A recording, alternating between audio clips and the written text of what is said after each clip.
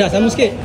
Tadi jumpa makcik awak, Kina. Kina kata awak lebih hebat daripada dia. Sebab dia hanya Bukan kau. Kau balik. Balik, Pak, balik. Ni family matters, jangan kacau. Okey. Kina kata awak lebih hebat daripada dia. Dia kata awak lebih hebat kerana awak berada di pentas secara langsung. Dia tak pernah buat benda macam ni. Jadi semua orang membanding-bandingkan perangai awak dengan dia. Beranian kan? So apa komen awak bila makcik awak cakap awak lebih hebat daripada dia, sedangkan dia dah popular? Benda tu orang nak bersyukur. Bersyukur ke bersyukur? Bersyukur. Tak tertengok amal gelek tadi. Orang nak bersyukur lah.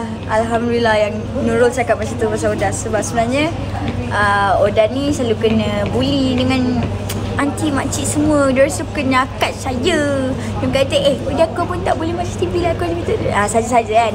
Pasal macam you know what? Fine, let me show you what you guys also don't know.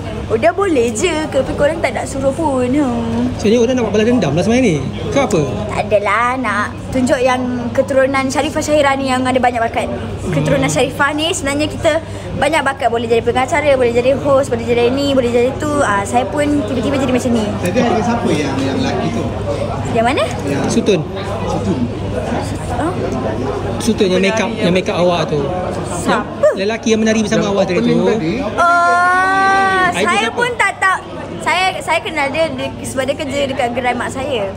Tapi awak tak tahu Syirah Sutun, awak tak tahu lah kan? Tak tahu. Dah agak dah. Saya Gen Z yang muda.